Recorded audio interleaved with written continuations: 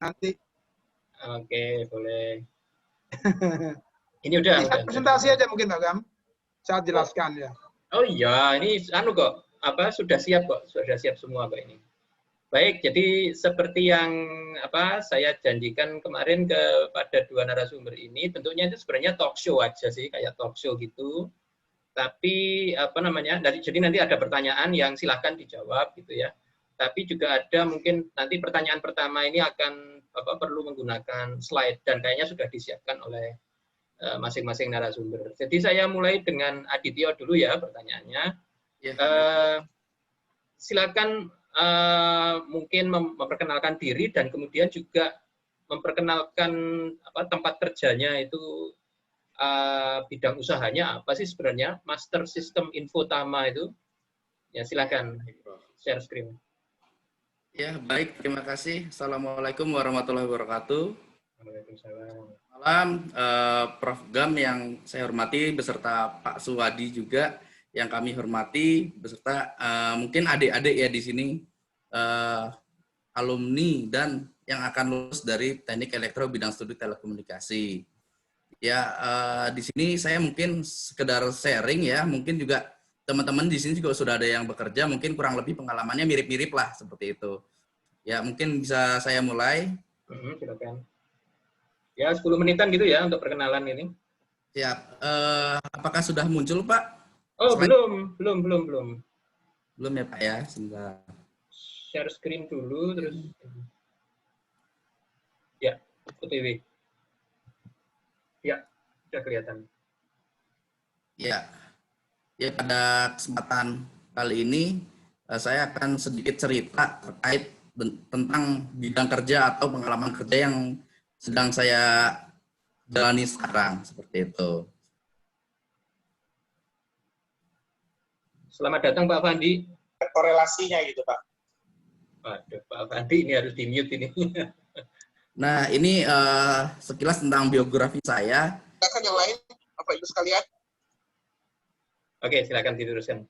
Ya, nama saya Aditya Suryo Dwi Atmono, biasa dipanggil Aditya atau Didit, dikenal teman-teman. Saya lahir di Dili 21 Januari 94. Ini nomor handphone saya beserta email. Jika ada yang mau menghubungi untuk jalin relasi, atau yang lain-lain bisa. Saya angkatan E51, itu Elektro 2011, dan lulus pada SPS 113, Maret 2016.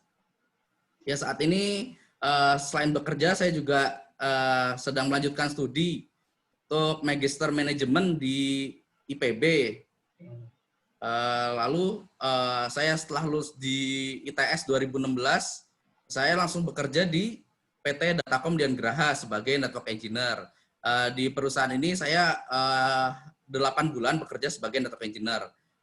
Selanjutnya pada Desember 2000 saya pindah perusahaan untuk posisi yang sama, Network Engineer di perusahaan PT Master System Infotama sampai sekarang. Lalu pada bulan Mei kemarin, alhamdulillah saya ditawari posisi baru sebagai Project Coordinator. Mungkin gampangnya Project Coordinator adalah asistennya Project Manager seperti itu.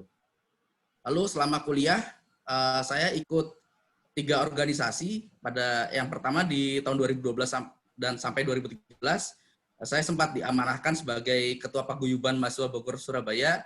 Ya mungkin Rizal juga tahu karena kita bareng-bareng dulu di organisasi ini. Lalu juga di 2012 sampai 2013 saya staf di BEM ITS. Dan angkatan di Matektro ITS. Nah ini sekilas agak narsis nih foto saya di kilometer Indonesia di Pulau Sabang. Jadi ini adalah sedikit cerita, ini adalah waktu kemarin bulan lalu saya onsite di Banda Aceh dalam pekerjaan instalasi router Telkom seperti itu. Nah ini profil dari perusahaan di mana saya bekerja. Perusahaan di mana saya bekerja bernama Master System Infotama, di mana kantor head office-nya adalah di Sudirman 78, lantai 25, Jalan Jenderal Sudirman, Jakarta. Dan juga memiliki kantor cabang di Surabaya, yaitu di Darmo Galleria Center Blok B nomor 3 Jalan Majen Sungkono. Perusahaan kami punya akun LinkedIn dan Instagram. LinkedIn-nya di PT Master System Infotama dan Instagram-nya @mastersystem_infotama. Nah, Master System Infotama atau MS itu perusahaan seperti apa? Nah, ini adalah solusi yang kami tawarkan kepada customer kami. Jadi, kita menawarkan solusi seperti data center dan cloud infrastruktur, enterprise collaboration, data, digital business management, adaptive security architecture, dan services. Nah, untuk services sendiri kita juga menyediakan layanan seperti human resource dan lain-lain seperti itu. Nah, lalu dalam menjalankan bisnis IT ini kita menggandeng beberapa partner besar. Ya di sini yang saya tampilkan ada nama-nama besar seperti Cisco, Microsoft, Dell, F5, VMware, ya dan lain-lain. Jadi kita menawarkan end-to-end solution, baik infrastruktur maupun software seperti itu. Nah, ini adalah kami di mana saya sendiri menghandle account telekomunikasi dan service provider seperti Telkom, Telkomsel, Indosat, Smartfren, IM2, Icon Plus, dan lain-lain. Lalu untuk oil and gas sendiri ada Pertamina, Antam, Chevron, SK Migas, Bukasam, dan lain-lain. Untuk finance, alhamdulillah customer kami untuk banking di Indonesia kami handle semua, baik BUMN maupun swasta, bahkan bank sentral juga kami handle. Lalu di manufacturing juga kami juga menghandle walaupun memang nggak banyak.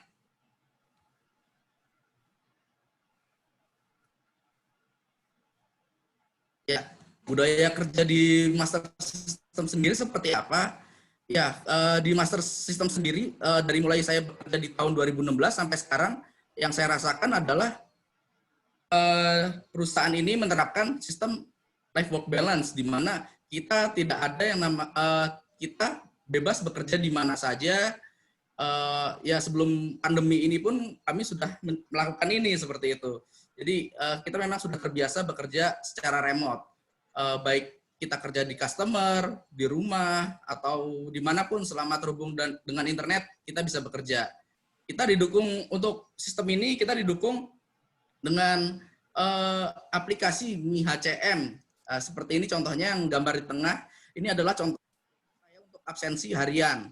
Nah ini koordinatnya adalah titik koordinat rumah saya check-in dan check-out hari ini saya di rumah, seperti itu. Lalu yang sebelah kanan adalah timesheet aplikasi yang kami buat untuk project-project. Jadi untuk kita mengisi task apa yang sudah kita kerjakan, target berikutnya itu ada di timesheet, seperti itu kira-kira.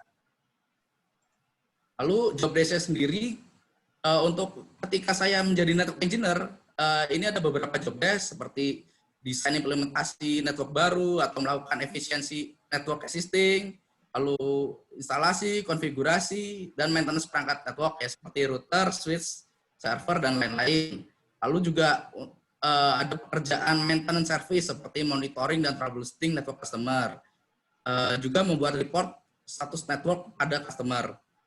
Lalu ketika saya berpindah sekarang posisi menjadi project coordinator, ini adalah job desk saya. Yang pertama, bertanggung jawab terhadap jalannya project, lalu membuat report project atau aktiviti selama menjalankan project, melakukan koordinasi dengan pihak terkait seperti customer, internal team, subcon, dan lain-lain. Juga memastikan project berjalan sesuai dengan deadline.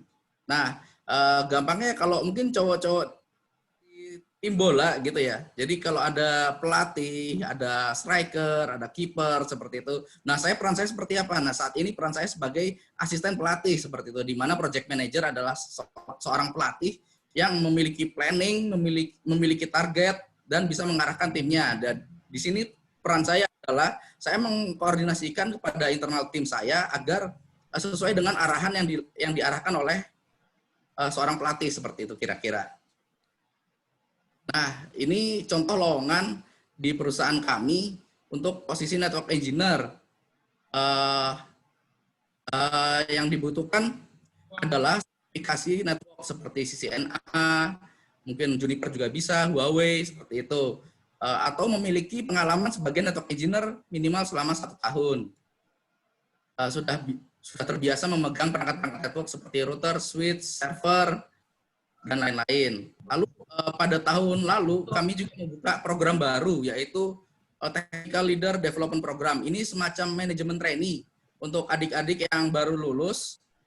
Targetnya adalah memang lulusan-lulusan terbaik dari di Indonesia.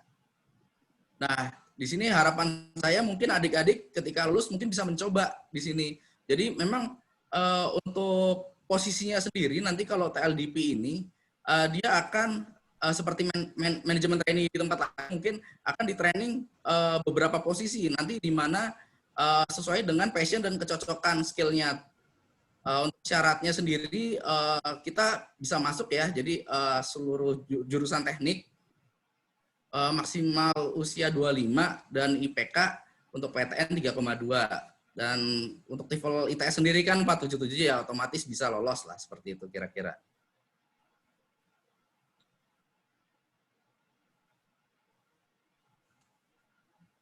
Nah ini tips agar diterima di PTN Master System Info pertama.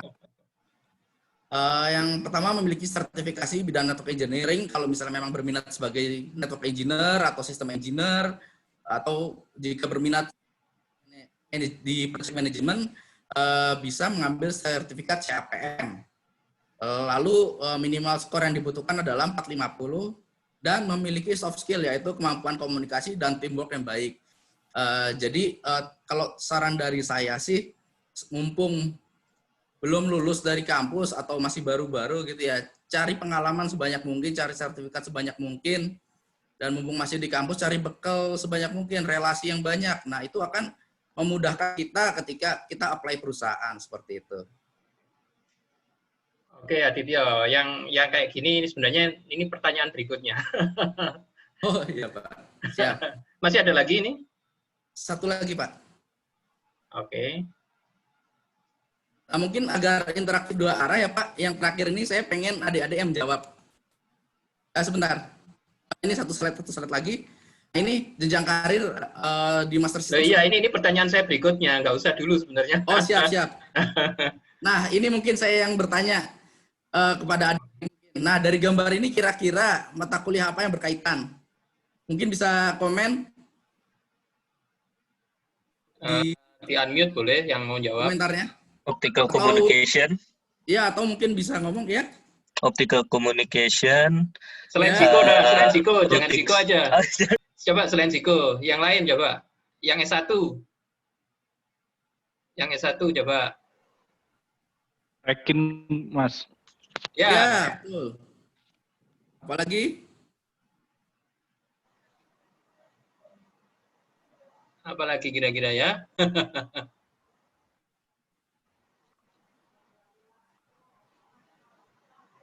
Masa cuma Rekin ya? Yang Ini lainnya optik apa? ini, Mas. Ya, mungkin saya sedikit menambahkan. Jadi memang optik adalah sebagai media. Namun secara konsep ini adalah sebuah jaringan.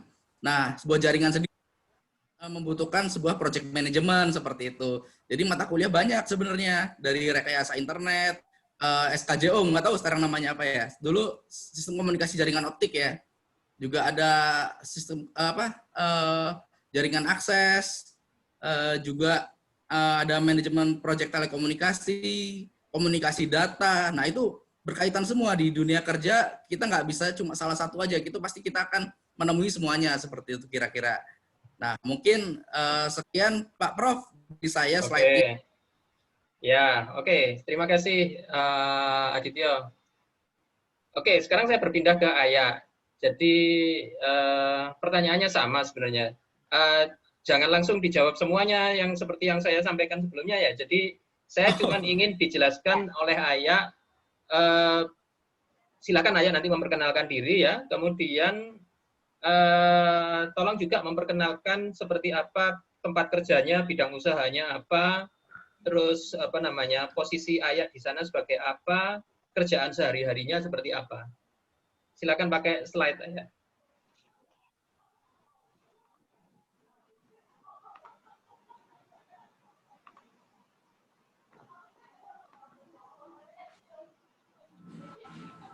Oke.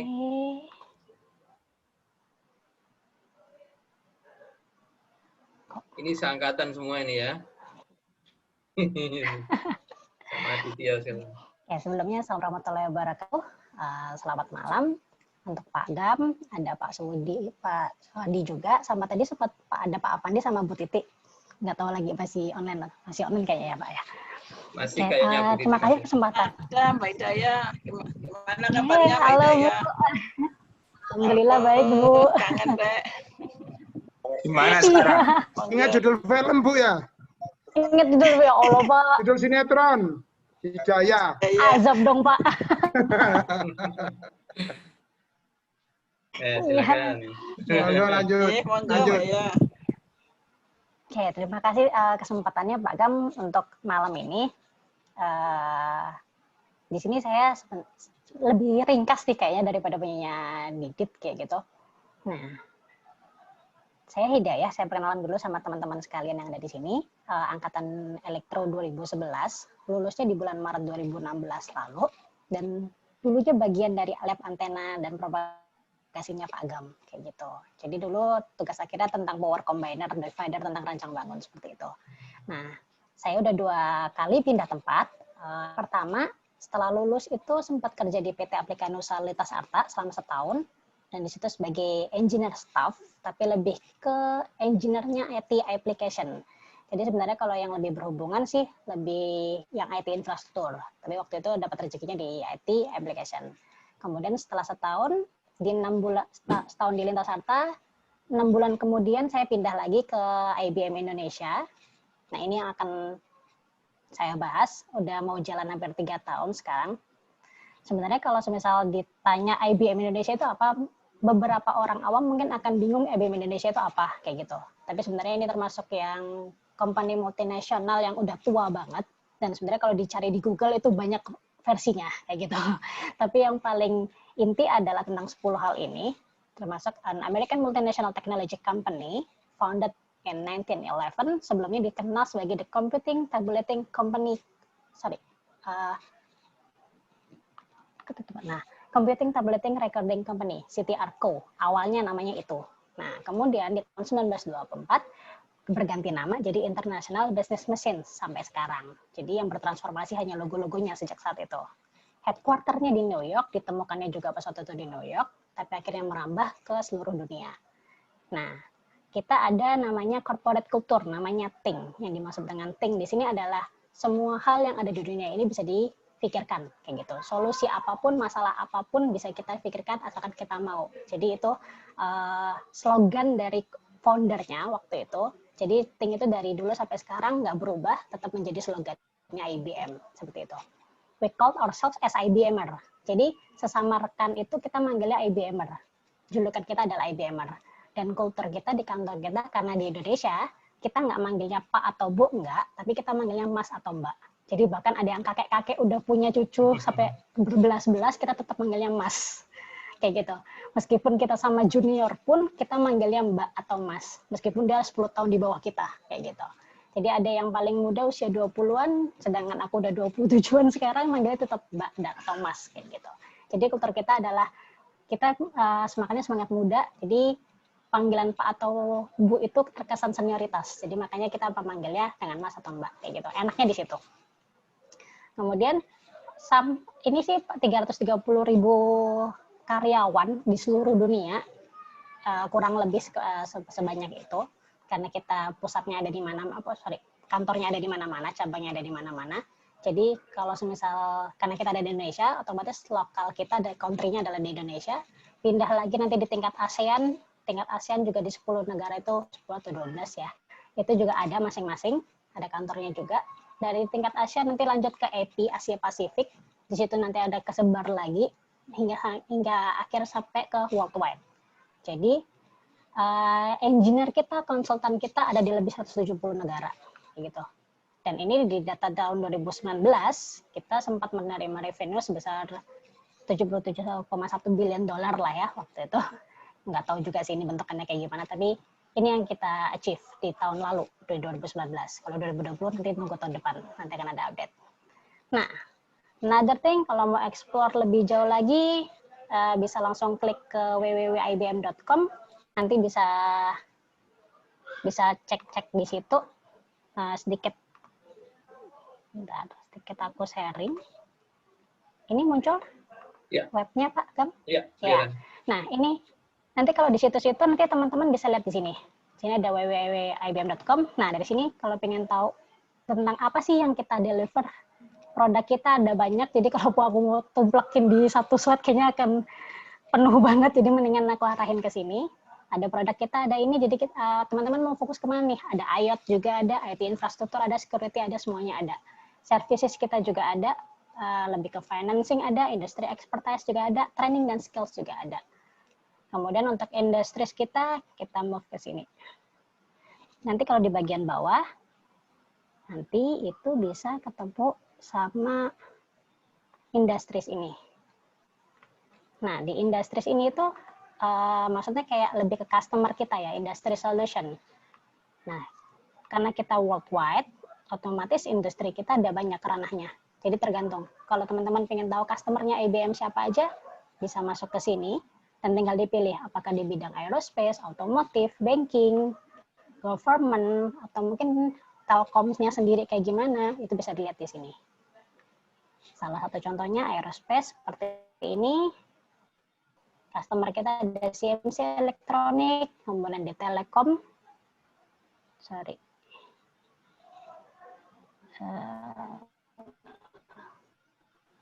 Vodafone dan Nextel. Nah, lainnya nanti bisa dieksplor di situ. Jadi di satu web itu nanti bisa teman-teman bisa mengarah kemana-mana.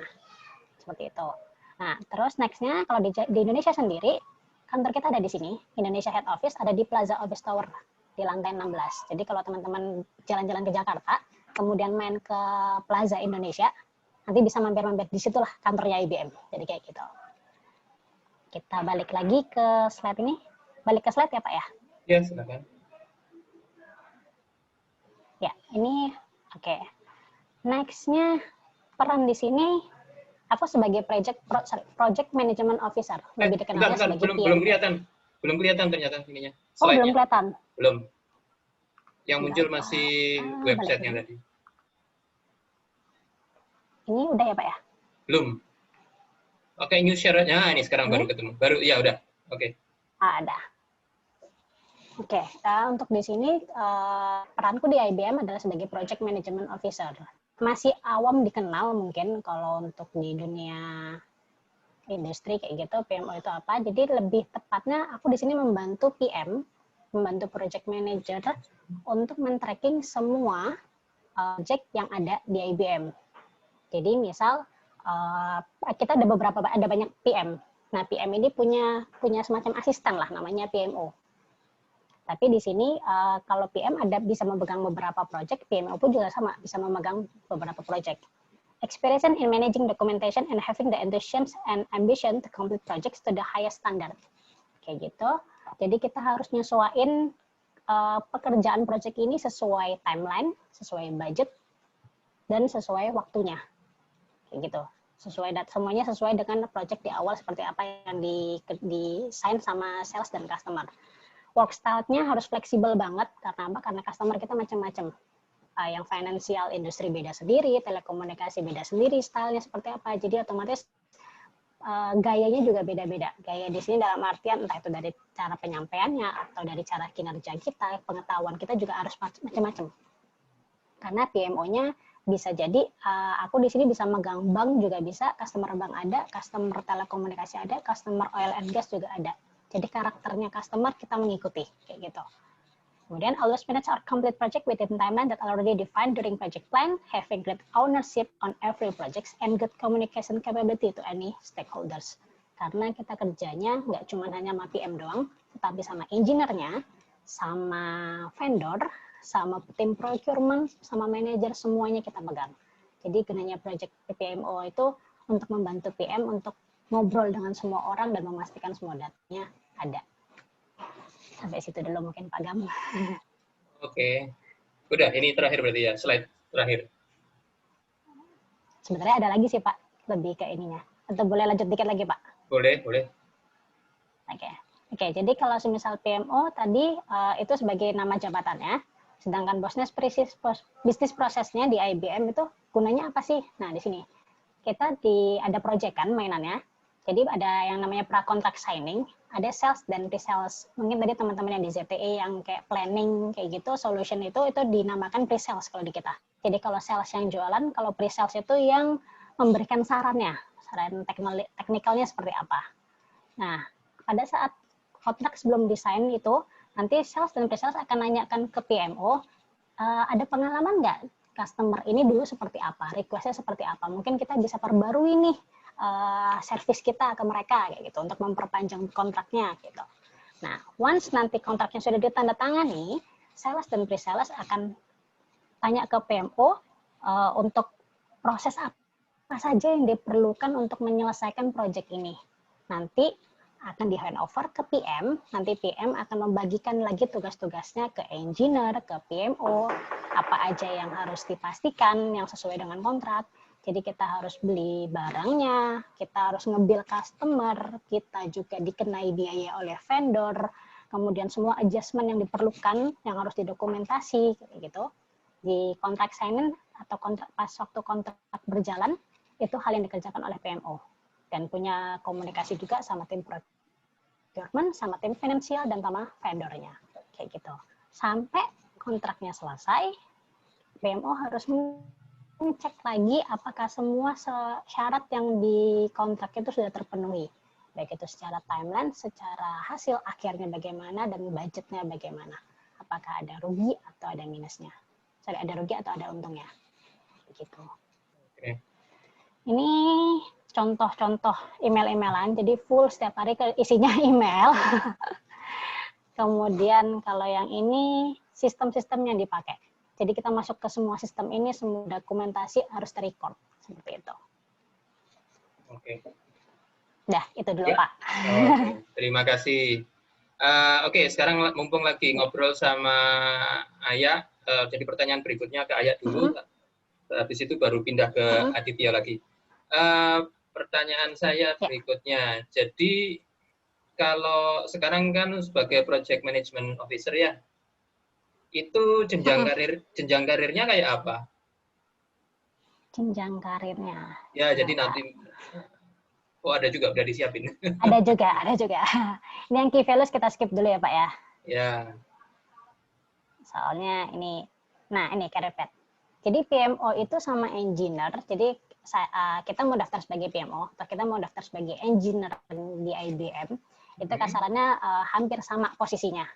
Nanti setelah kita mau naik, kita naiknya menjadi co-PM. Setelah dari co-PM nanti baru jadi PM. Jadi career path-nya seperti itu. Co-PM posisi itu apa? PM itu sebenarnya co-PM itu semacam kayak wakilnya PM seperti itu. Oke. Ya. Oke. Jadi kalau PMO kan kasarnya lebih ke dokumentasi ya, kayak gitu. Dokumentasinya disimpan sama PMO. Kalau engineer lebih ke technical kerjaannya, kayak gitu. Sedangkan PM dokumentasi harus ada dan teknikalnya juga harus bisa. Jadi biasanya sebelum menjadi PM bisa menjadi co-PM dulu untuk belajar apa sih yang berbau dengan PM kayak gitu. Sebelum diserahkan jabatannya menjadi PM, belajar dulu dia menjadi co-PM kayak gitu. Karena nanti PM itu kasarannya seperti ini, ujung tombaknya IBM. Karena rata-rata kita yang paling tinggi memang stratanya adalah PM, Project Manager. Jadi kalau udah sampai Project Manager, itu yang megang project itu sendiri. Nanti kalau di atasnya PM itu udah masuk ke jajaran manajerial. Jadi udah jarang main ke customer. Kalau ini yang main-main ke customer ini, Pak. Intinya seperti inti kerjaannya di IBM ini. Gitu, untuk posisi-posisinya. Oke, pertanyaan berikutnya ya. Jadi Ayah tadi kan sudah sempat kerja di tempat lain gitu ya. Kemudian di IBM ini di IBM ini keberapa apa istilahnya? Pekerjaan keberapa ini? Yang selama berada di dunia kerja ini ketiga ya?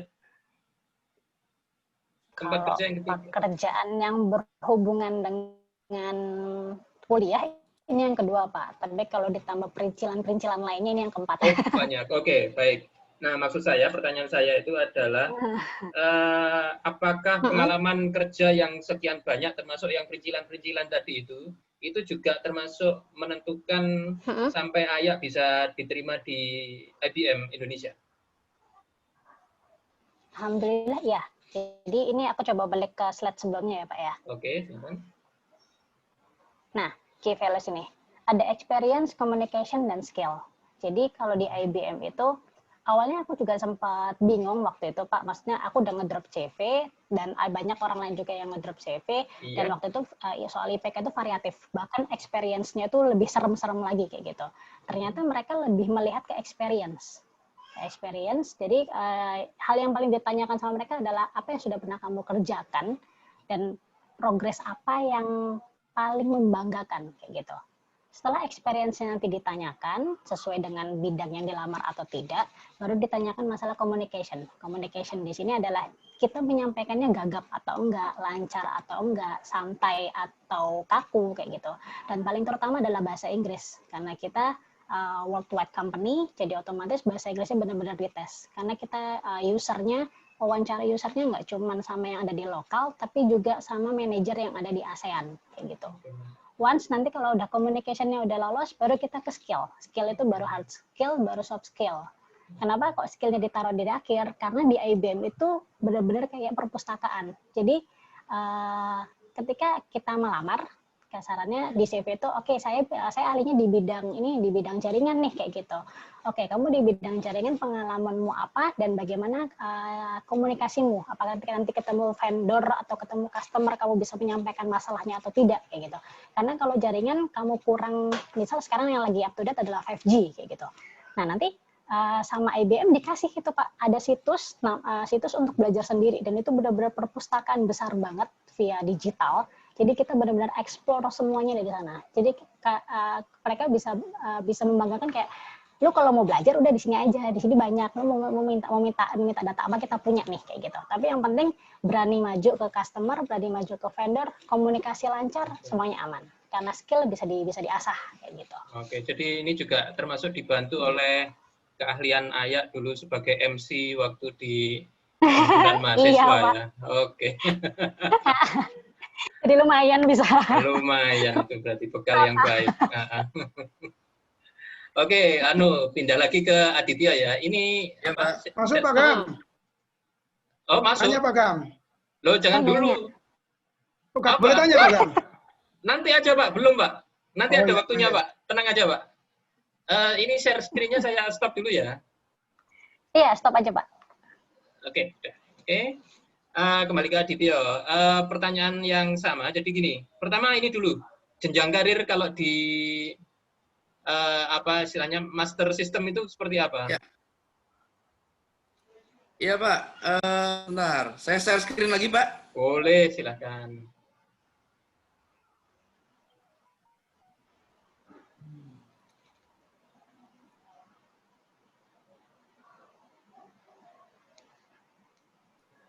Sudah muncul Pak? Sudah, silakan. Ya, jadi gini, mungkin mirip ya sama di IBM kalau dengar cerita Ayak. Jadi kiri ada dua, jalur engineer atau dan jalur project management officer atau PMO begitu ya. Jadi kalau pengalaman saya, dulu saya sebagai junior network engineer. Jadi awalnya saya memiliki sertifikat CCNA, di mana background-nya adalah technical. Lalu ketika bulan Mei kemarin, saya ada tawaran untuk menjadi project koordinator. Nah, seperti yang sudah saya jelaskan sebelumnya, project koordinator ini adalah semacam asistennya project manager atau eksekutornya dalam sebuah project seperti itu. Di mana saya memiliki project admin. Selanjutnya jenjang karir berikutnya adalah menjadi seorang project manager. Dan yang paling tinggi adalah project director, di mana syarat untuk menjadi project director untuk di PMO adalah memiliki sertifikat PMI.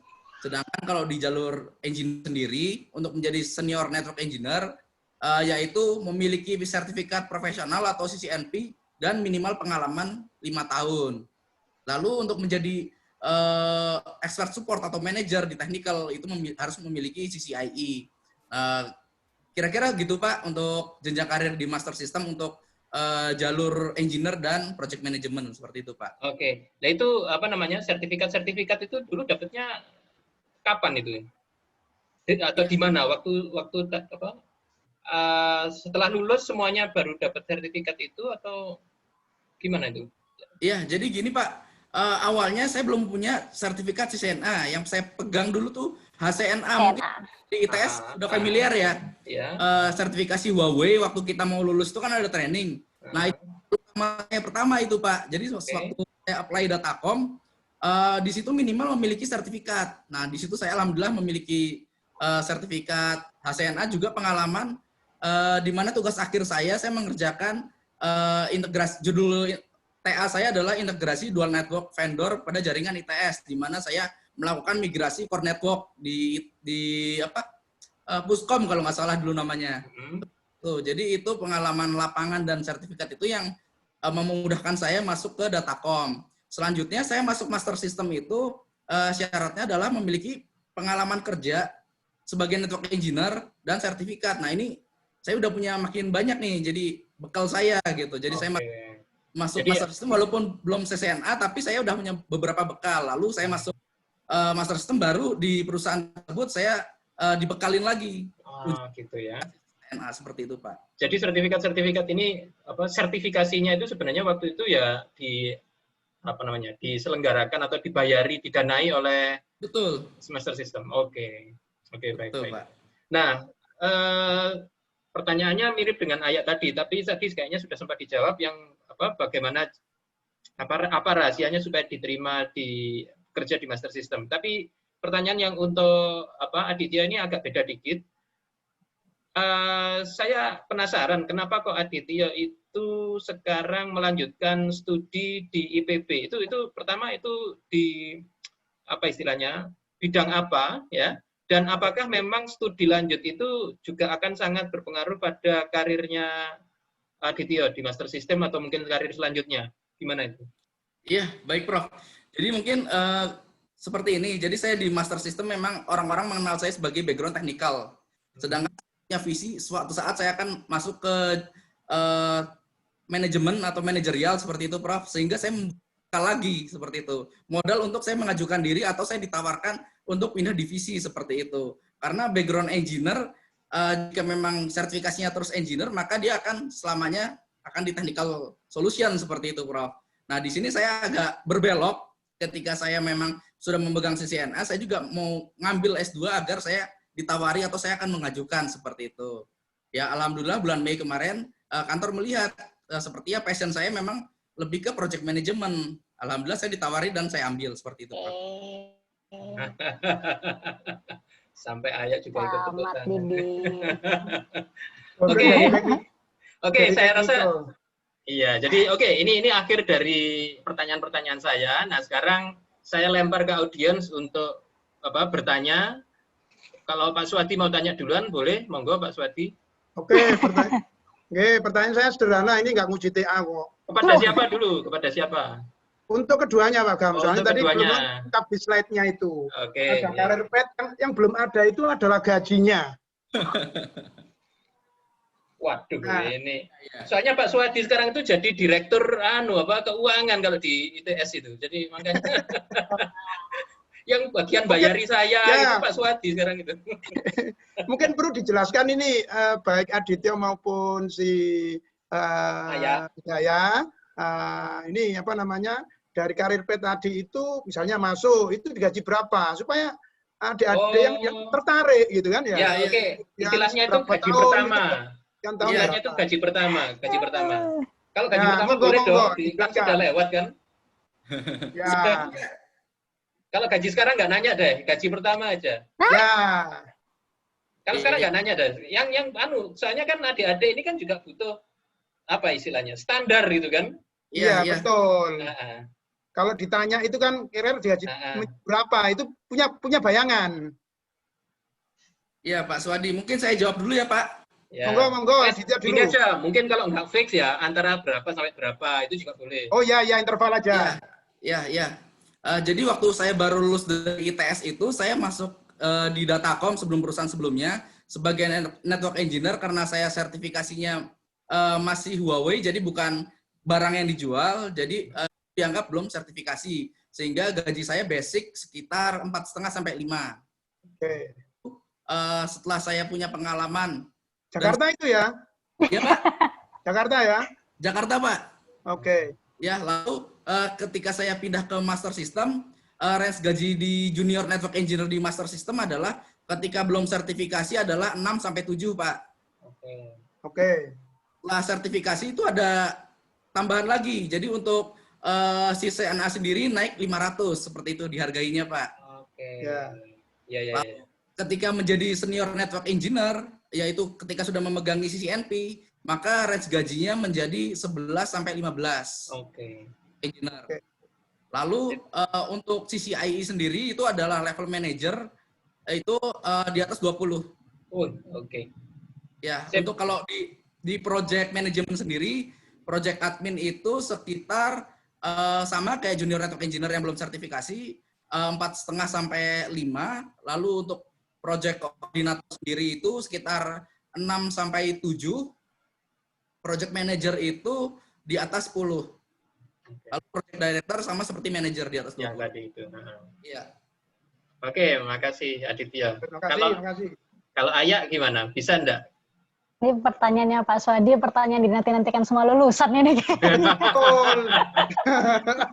Lihat itu semuanya kan videonya off ya, terus mute. Tapi itu sebenarnya dengerin ini jawabannya ini. Iya. Nggak peduli kerjanya apa, yang penting gajinya dulu nih kayak. Iya. Kalau cerita kerjanya semua nanti ini. Pusing dulu. Menarik. Iya. Monggo. Jadi gini Pak, ini kan kalau pengalaman saya cerita yang 2 pengalaman. Yang pertama di PT Aplikasi Lintas Arta, waktu itu saya daftar sebagai engineer staff kayak gitu. Nah, kalau sistem kerjanya di Lintas Arta nggak tahu berubah atau enggak, tapi kayaknya masih sama. Jadi ada 1 tahun masa uji coba lah kasarannya gitu. 1 tahun masa uji coba, dan waktu itu saya digajinya 6 juta bulat kayak gitu. Kemudian setelah nanti 1 tahun masa uji coba ini lulus atau tidak lulus, nanti akan ikut namanya ikatan dinas. Nanti ikatan dinasnya itu sekitar 2 tahun. Nah, dalam waktu 2 tahun itu naik 1 juta, jadi gajinya 7 juta. Kayak gitu. Nanti kalau udah ikatan dinasnya selesai, selama 2 tahun, baru jadi kartap. Kalau nanti kartap, itu udah di atas 7. Kemungkinan 8 bisa. 8, 9 itu bisa. Makin banyak sertifikasi yang dipunya, itu bisa tembus 10 juta bisa. Di Lintas Arta. Waktu itu, kalau sekarang saya kurang update. Mungkin nanti Dika, Pak, nanti wawancara lanjut. Dia yang lebih tahu tuh masalah gaji. Gitu. Nah, benefit yang didapat di Lintas Arta waktu itu kalau BPJS pasti, BPJS Kesehatan sama Ketenagakerjaan. Kemudian ada medical reimburse. Medical reimburse-nya waktu itu per plafon. Dan waktu itu, karena saya cuma 1 tahun doang di uji coba, mereka juga mainnya di band-band, kasarnya kalau di PNS mungkin pangkat-pangkat yang golongan-golongan kayak gitu. Saya lupa waktu itu di band berapa, band 4 atau band 6 kali, lupa waktu itu. Nah, plafon saya waktu itu 15 juta per tahun. Itu untuk tunjangan kesehatan. 15 juta dalam waktu 1 tahun. Nah, itu untuk tunjangan giginya beda, dan tunjangan kacamatanya juga beda. Tunjangan kacamatanya nyampe 1,5 waktu itu di Lintas Arta. Nah, terus apalagi, terus ada cuti 12 hari, tapi kalau di masa uji coba itu nggak boleh cuti. Jadi di setahun pertama itu nggak boleh cuti sama sekali, kayak gitu. Nanti pas waktu di masa yang ikatan dinas itu baru boleh ambil cuti.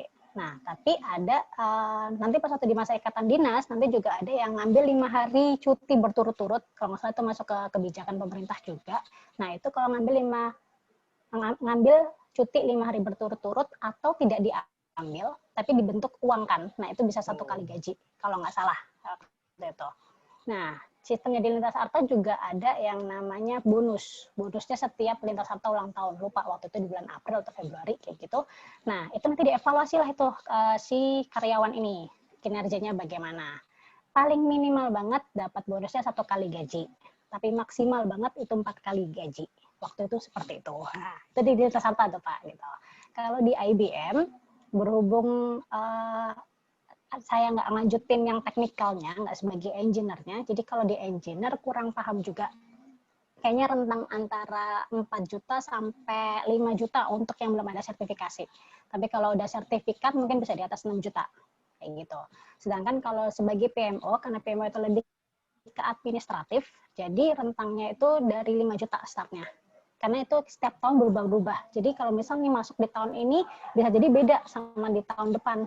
Naik biasanya kayak gitu. Jadi tergantung tahun masuknya kayak gitu.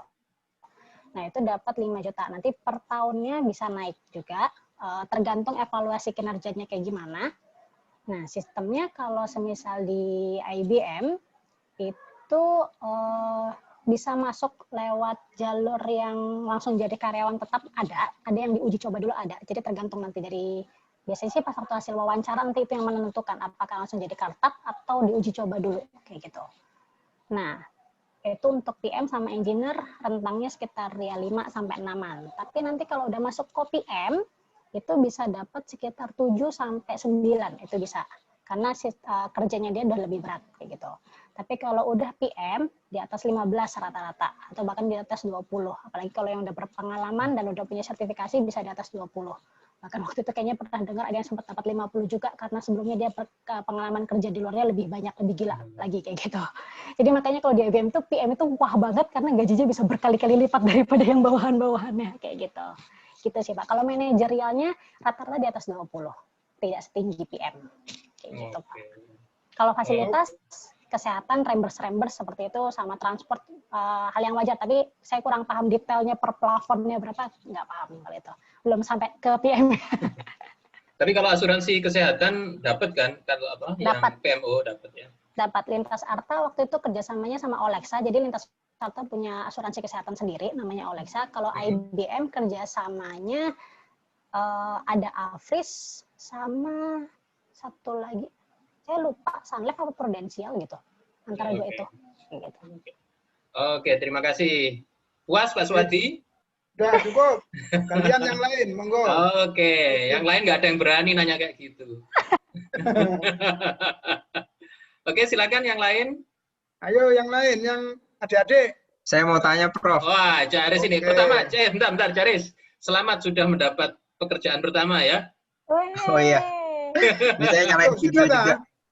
Saya di Datacom juga, Pak. Sama kayak Mas Adityo. Selamat. Wah, selamat.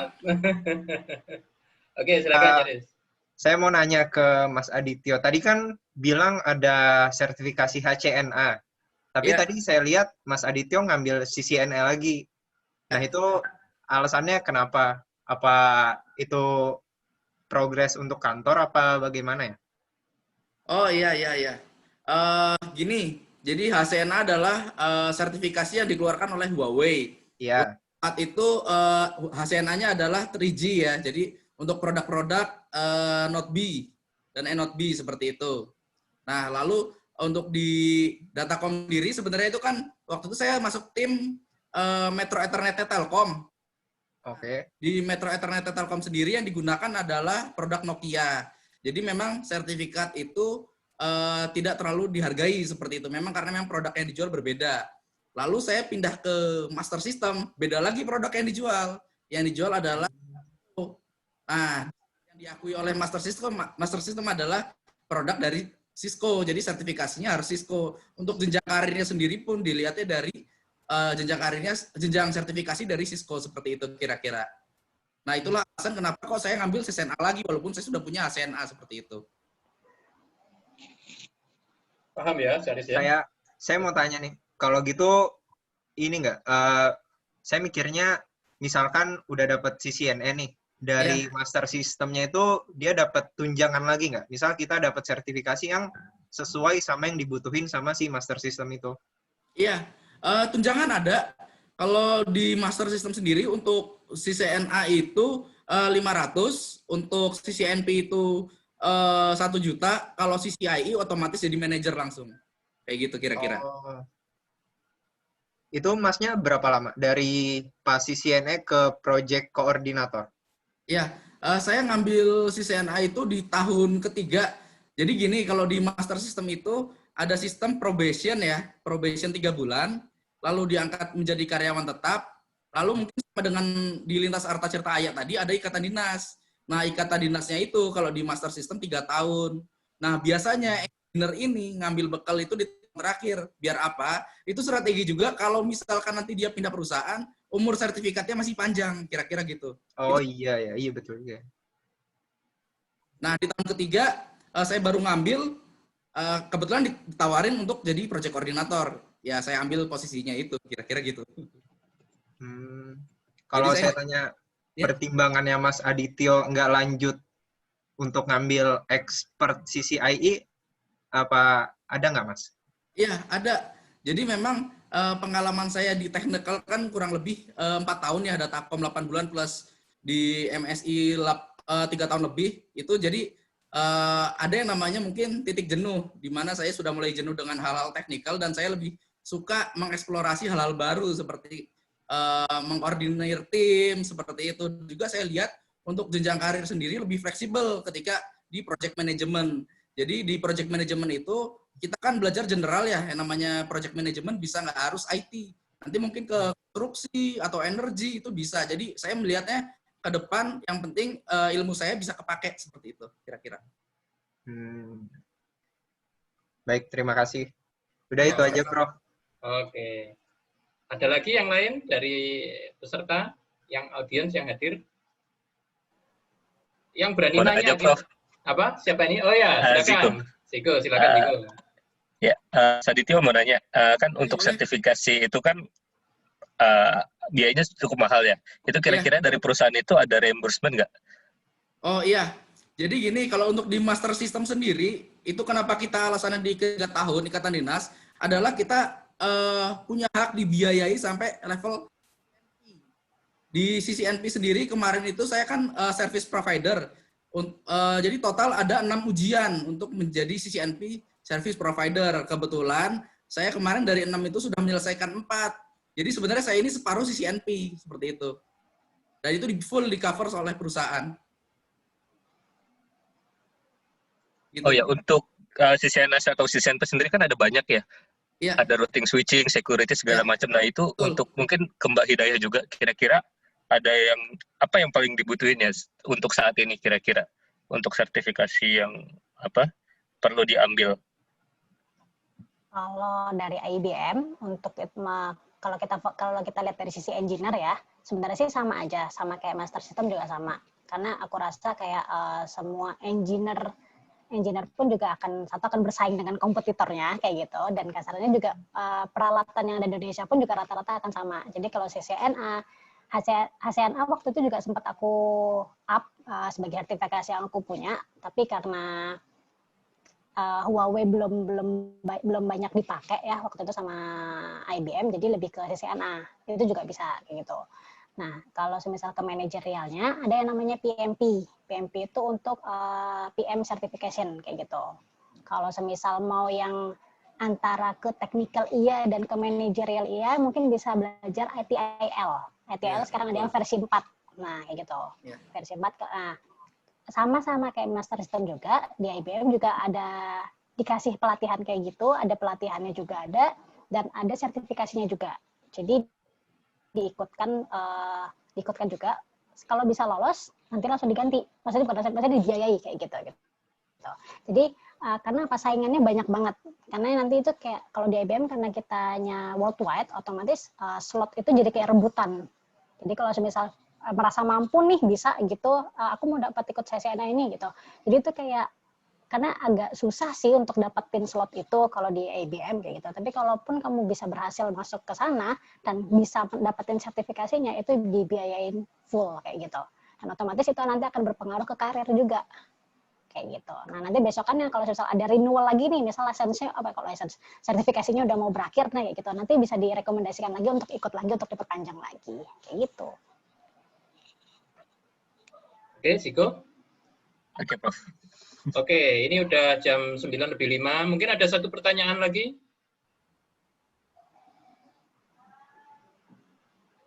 Biasanya Pak Avandi itu suka nimbrung. Tapi mungkin lagi sibuk kali Pak Avandi. Bu Titi ada pertanyaan? Bu Titi sibuk nonton drakor kayaknya. Drakor masih. Oke, yang lain silakan loh. Ini mumpung ada narasumber yang bisa ditanyain macam-macam ini.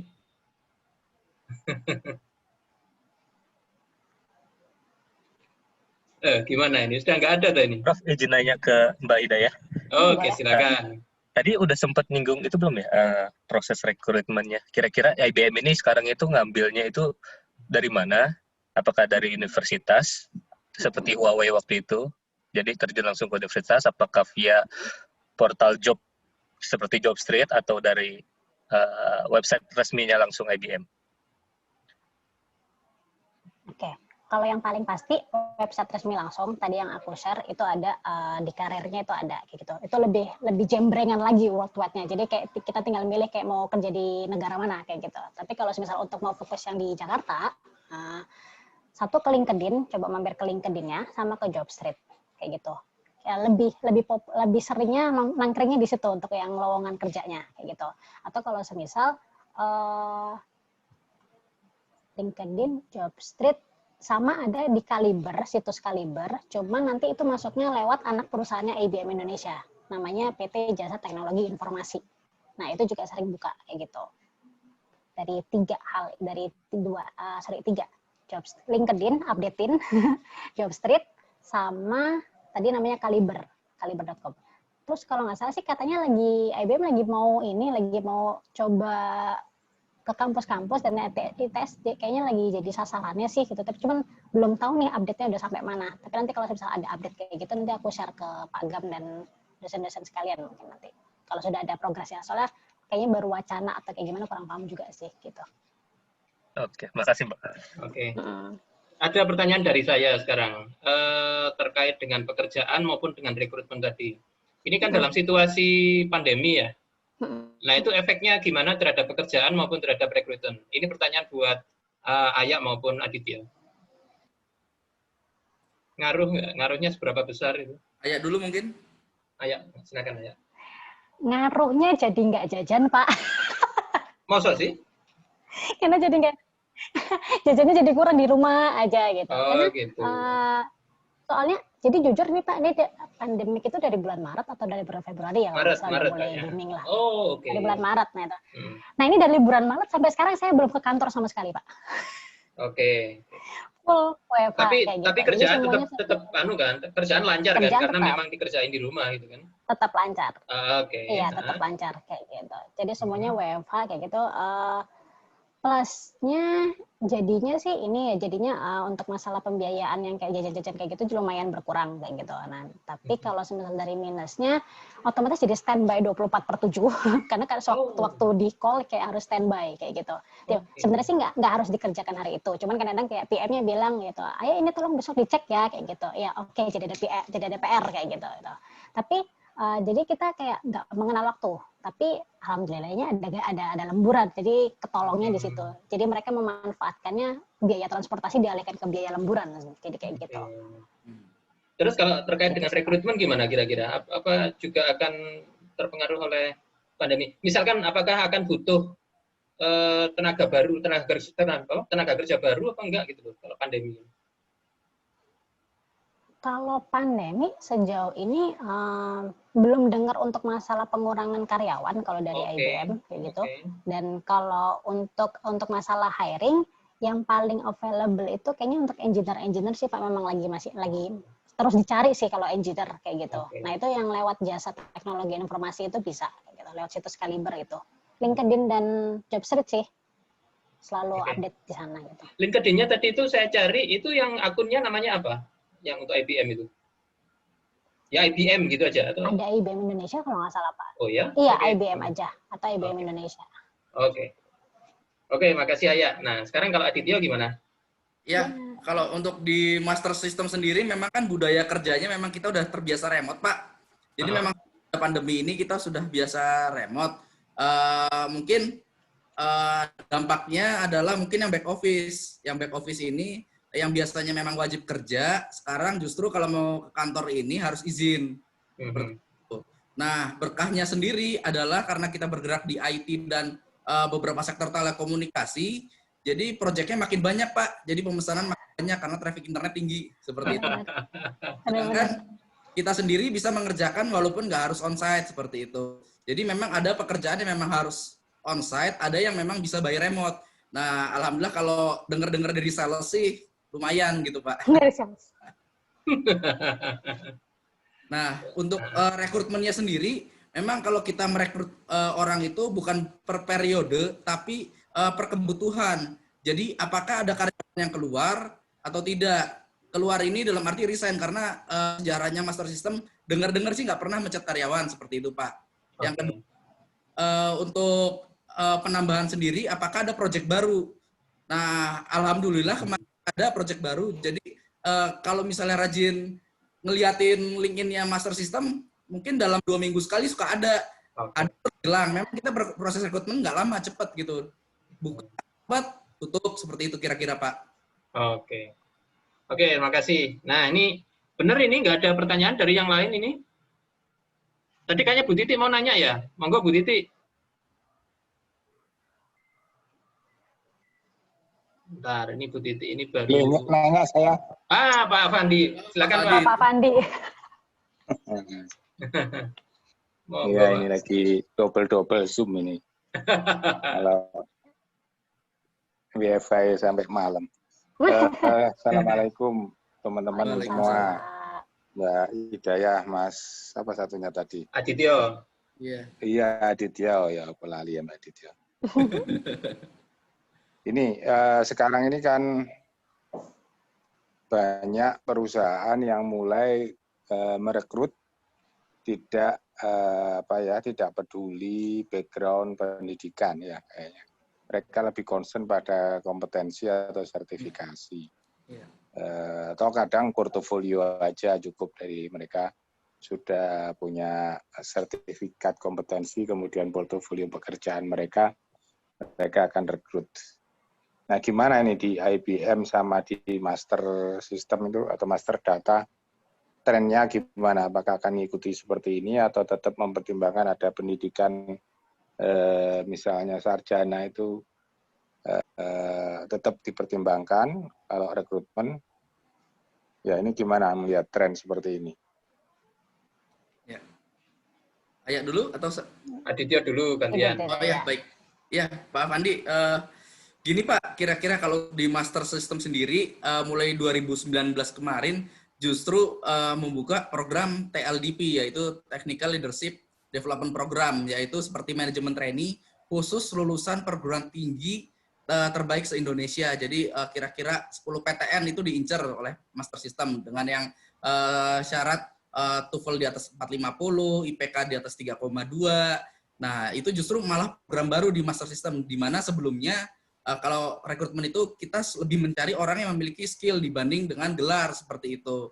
Nah, jadi per 2019 kemarin memang kita ada 2 jalur untuk memang yang dicari orang yang benar-benar memiliki sertifikasi atau keahlian dan pengalaman, juga mencari lulusan-lulusan baru yang masih muda yang akan di training seperti itu Pak kira-kira. Jadi polanya sih kita ngambil yang lama dan yang baru ini mungkin mirip-mirip kayak BUMN gitu Pak. Jadi nyari yang memang umum ya skillnya, tapi akan di training seperti itu kira-kira. Oke. Ayah? Kalau dari pengalamanku ya Pak Fandi ya, jadi kalau IBM itu kayak punya culture sih Pak gitu. Jadi yang daftar memang variatif programnya. Bahkan ada yang sastra Inggris pun juga daftar kayak gitu. Tapi lolos mungkin bisa jadi lolos, masuk bisa jadi masuk, tapi biasanya nggak lama di situ. Entah nggak jadi karyawan tetap atau kalau nggak dia nggak bisa ngikuti polanya. Karena kalau di IBM itu benar-benar kayak teknologi banget yang dibahas. Jadi mereka pun yang bidangnya tidak sesuai dengan teknologi, mereka akan kewalahan kayak gitu. Ada teman-teman saya lulusan manajemen bisnis, teknik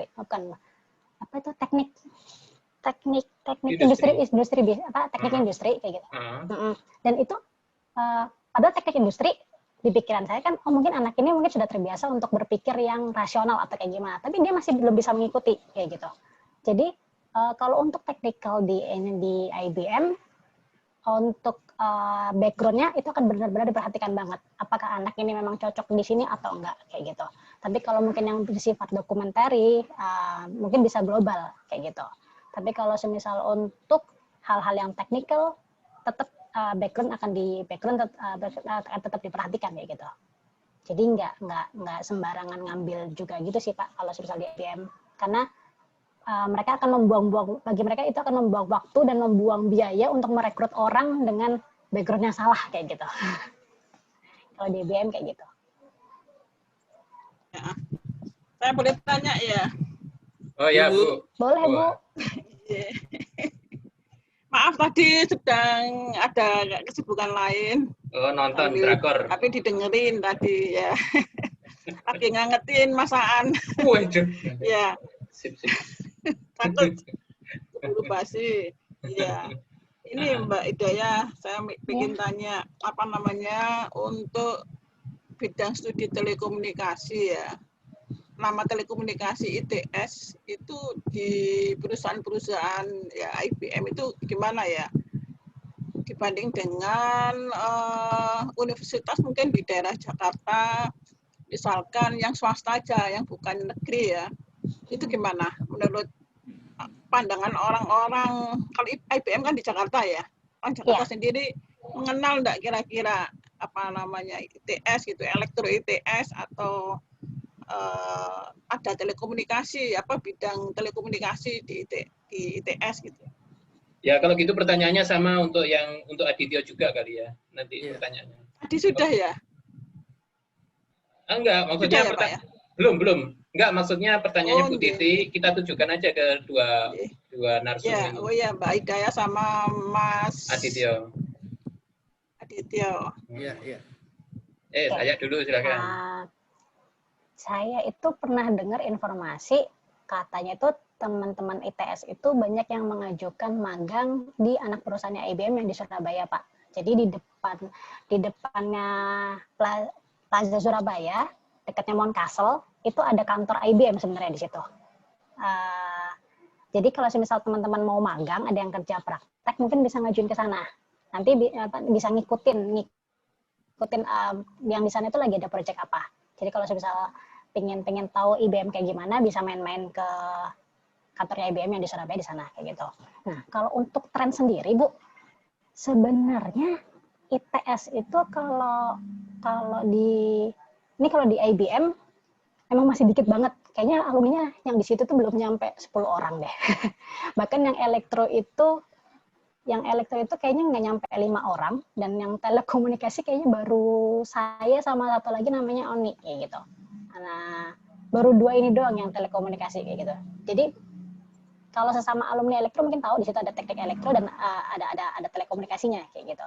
Padahal sebenarnya untuk chance untuk masuk ke IBM itu benar-benar diperluin banget, karena kita juga mainnya di data gitu loh. Kita ada data center, ada permainan multimedia juga kayak gitu, dan sekarang lagi mencoba untuk nyari customer yang bidang di geraknya di antena dan radar kayak gitu. Jadi sebenarnya kalau teman-teman bawa background teknik elektro dan masuk ke IBM itu chance-nya bisa sangat kompetitif kayak gitu, termasuk akan diperhitungkan karena masih jarang. Dan di Jakarta pun sebenarnya memang saya akuin sih, kayaknya kalau orang-orang dengar ITS itu kayak masih bingung gitu ya, kayak ITS itu di mana kayak gitu. Oh, Institut Teknologi Surabaya ya, bukan cuma November tapi masih Surabaya kayak gitu. Dan mereka baru tahu kalau ada teknik elektronya, ada telekomunikasi multimedianya kayak gitu. Memang belum ngetren banget, masih kalah sama universitas swasta yang ada di Jakarta kayak gitu. Tapi kalau secara kapabilitas orangnya, saya yakin ITS cukup sangat mumpuni lah ya untuk diadu gitu loh dengan universitas yang ada di Jakarta kayak gitu. Karena menangnya universitas di Jakarta itu biasanya karena koneksi, karena relasi, dan mereka berani ngomong kayak gitu. Sedangkan kalau anak ITS kadang-kadang masih kayak malu-malu, takut salah atau kayak gimana, masih jawani banget lah kayak gitu. Tapi kalau misal anak ITS, anak elektro kayak gitu, apalagi nanti teman-teman Telkom ada yang mau masuk ke IBM, bisa kontak aku, nanti aku kasih tahu cara-caranya supaya kita itu dikenal gitu ya. Kalau kita tuh teknik elektro loh, kita tuh nanti dari telekomunikasi multimedia gitu. Karena lapangan kerja di Jakarta banyak banget sebenarnya yang bisa kita temuin kayak gitu. Kayak gitu sih, Bu. Memang masih belum lebar aja kayak gitu. Tapi secara kapabilitas ITS sudah mumpuni banget kayak gitu. Gitu kalau dari IBM. Oke, Adityo. Ya mungkin cerita saya dengan Ayah nggak jauh beda, mirip, di mana saya di kantor itu cukup dianggap minoritas karena memang kebanyakan lulusan di perusahaan IT adalah dari BINUS dan Gunadarma, seperti itu. Nah, sedangkan untuk lulusan ITS sendiri kan memang kebanyakan di BUMN seperti Telkom Indonesia, Telkomsel, PLN. Nah, tapi menurut saya di mana ketika saya di sini sebagai lulusan ITS masuk perusahaan IT yang kebetulan saya memegang akun Telkom Indonesia, ini adalah chance besar buat saya untuk maju, untuk berkembang lebih tinggi lagi. Kenapa? Karena saya merasa teman-teman saya juga di Telkom ini, kita sudah punya hubungan seperti itu. Dan alhamdulillah ternyata inilah juga yang bisa bermanfaat buat tim kami dalam tim project implementasi Telkom. Jadi saya sering sebagai jembatan ketika berhubungan dengan teman-teman saya yang sudah bekerja di Telkom seperti itu, Bapak Ibu. Jadi akhirnya mulai terlihat tuh, oh ITS itu walaupun sedikit tapi relasinya bagus seperti itu. Jadi alhamdulillah itulah yang saya manfaatkan untuk pengembangan karir saya ke depan seperti itu kira-kira. Ya, oke, terima kasih. Saya rasa juga sudah jam segini ya. Tadi juga mungkin Bu Titi, mungkin kompornya sudah dimatikan Ibu ya. Jadi oke, ini sudah jam segini, jadi sangat banyak informasi yang sudah bisa kita peroleh dari Ayah dan Adityo. Terima kasih banyak. Bahkan pertanyaan-pertanyaan yang biasanya itu apa namanya saru untuk ditanyakan, kayak gaji tadi itu ternyata akhirnya juga ditanyakan oleh Pak Suwadi dan dijawab dengan baik, gitu ya. Juga pertanyaan yang di edisi-edisi sebelumnya belum pernah ditanyakan yang terkait dengan sertifikat yang ada kaitannya dengan jenjang karir. Nah, tadi sudah dijelaskan panjang lebar juga oleh kedua narasumber. Jadi terima kasih banyak atas informasinya. Dengan demikian kita akhiri ya acara kita malam ini. Untuk minggu depan itu saya sudah dapat dua bintang tamu lagi. Nanti saya umumkan di grup WA ya. Oke, terima kasih. Silakan di-unmute semua. Terima kasih ya. Selamat malam. Terima kasih. Assalamualaikum Sama-sama teman-teman. Sukses ya. Iya, makasih Bu. Makasih Bu. Makasih banyak Pak Gam. Iya, makasih sama-sama. Tika jangan lupa ya, nanti saya kontak lewat LinkedIn. Iya, program insya Allah Pak. Terima kasih atas kesempatannya Pak. Iya, sama-sama. Terima kasih Pak Suwadi, Pak Afandi, Bu Titi juga sudah hadir. Sama-sama. Oke. Terima kasih. Sama-sama. Assalamualaikum Bu Titi. Pak Afandi. Iya. Nah, ini itu semua ada di grup Pak Gam ya, di grup Telkom 123 itu atau di kebanyakan malah sudah masuk di grup yang di LinkedIn itu Pak Afandi. Oh, iya. Coba ya yang ada di sini semua kalau ada yang belum punya akun LinkedIn, coba bikin akun LinkedIn, nanti kita komunikasi di LinkedIn juga. Itu malah untuk yang alumni atau yang baru mau lulus malah mungkin lebih bermanfaat. Bisa saling lihat. Iya. Kita tak buka LinkedIn. Oke, ini bisa saya akhiri ya berarti ya. Saya end ya. Terima kasih banyak Pak. Terima kasih banyak. Prof. Gam.